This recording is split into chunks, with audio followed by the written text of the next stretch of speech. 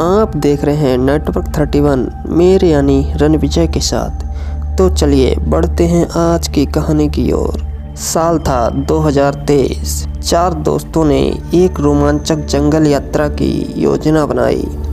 अजय, सुमित, रीमा और पूजा, ये चारों बचपन के दोस्त थे। उन्होंने शहर के बाहरी इलाके में स्थित एक पुराने जंगल की ओर जाने का निर्णय लिया, जिसे स्थानीय लोग खौफनाक जंगल के नाम से जानते थे।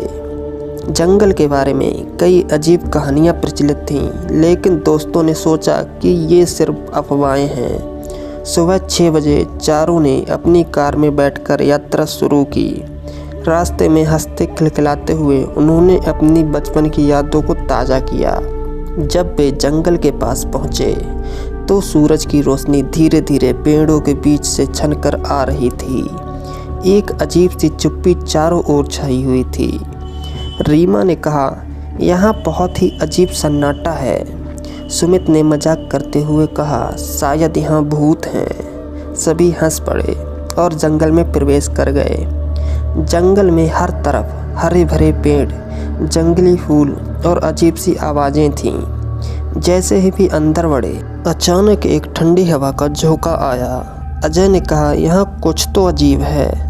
पूजा ने इसे अनदेखा करते हुए कहा, चलो आगे बढ़ते हैं। जंगल में कुछ घंटे बिताने के बाद उन्होंने एक खूबसूरत झील देखी। चारों दोस्तों ने वहां रुककर आराम करने का निर्णय लिया। जब वे झील के पास पहुंचे तो वहां की शांति ने उन्हें मंत्रमुग्ध कर दिया। लेकिन अचानक सुमित ने एक पुरानी लकड़ी की झोपड़ी देखी जो झील के किनारे थी। चलो वहाँ चलते हैं, उसने कहा। झोपड़ी की ओर बढ़ते हुए उन्हें एक अजीब सी आवाज़ सुनाई दी। यह किसी के रोने की आवाज़ लग रही थी। रीमा ने कहा, क्या तुम्हें यह आवाज़ सुनाई दे रही है? सुमित ने उसे प्रोत्साहित करते हुए कहा, शायद यह कोई मदद की गुहार है। चलो देखते हैं। झोपड़ी के अंदर पहुंचते ही उन्हें दीवारों पर अजीब अजीब चित्र दिखाई दिए। उन चित्रों में भूतिया आकृति और खौफनाक मंजर थे। अचानक झोपड़ी एक कोने से एक पुरानी किताब गिरी। पूजा ने किताब उठाई और उसमें लिखा था, इस जंगल में जो भी प्रवेश करेगा उसका अंत तय है। चारों दोस्त घबरा गए। अजय ने कहा, हमें यहाँ से निकलना चाहिए। जैसे ही वे बाहर निकले उन्हें एहसास हुआ कि वे जंगल में खो गए हैं। सब दिशाएं एक जैसी लग रही थीं। सूरज डूबने लगा और अंधेरा फैलने लगा। चारों दोस्तों ने एक सुरक्षित स्थान पर रात बिताने का निर्णय लिया। उन्होंने एक अलाव जलाया और एक दूसरे के करीब बैठ गए। लेकिन जंगल की अजीब आवाज़ें उन्हें डराने लगीं।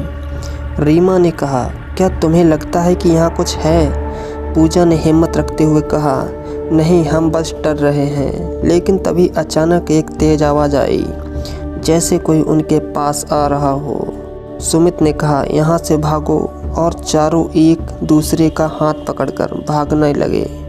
जंगल में भागते हुए उन्हें लगा जैसे कुछ उनके पीछे है। जब वे एक खुली जगह पर पहुंचे तो पीछे मुड़कर देखा एक काली छाया जो तेजी से उनके पीछे आ रही थी।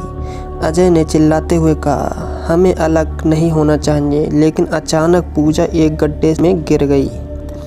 उसने चिल्लाया, मुझे बचाओ। सुमित ने उसे खींचने की कोशिश की, लेकिन तब तक छाया उसके पीछे पहुंच चुकी थी।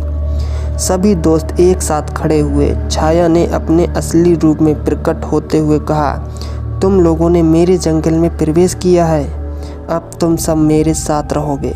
चारों दोस्तों ने मिलकर उस छाया का सामना किया। अजय ने कहा, हम डरने वाले नहीं हैं। रीमा ने एक लकड़ी उठाई और उस पर वार करने की कोशिश की। छाया थोड़ी पीछे हटी, लेकिन फिर तेजी से बढ़ी। अचानक झील की रोशनी ने जंगल में चारों ओर फैलना शुरू कर दिया। जैसे ही रोशनी छाया पर पड़ी, वह धुंधली होती गई। सुमित ने कहा, हम उसे काबू कर सकते हैं। सभी ने एक साथ जोर से चिल्लाया, हम यहाँ से नहीं जाएंगे। छाया ने अंततः हार मान ली और झील से गायब हो गई। चारों दोस्त ने राहत की सांस ली और झील के पास बैठ गए। सुबह होते ही चारों ने जंगल से बाहर निकलने का रास्ता ढूंढ लिया। उन्होंने एक दूसरे का हाथ पकड़कर यात्रा पूरी की। जब वे शहर पहुंचे तो उन्हें एहसास हुआ कि वे कितने भाग्यशाली थे। यह यात्रा हमेशा याद रहेगी और उन्होंने तय किया कि कभी भी खौफनाक जंगल में वापस नहीं जाएंगे। आपको यह कहानी कैसी लगी हमें कमेंट्स बॉक्स में बताना और हमारे इस चैनल को सब्सक्राइब कर लेना।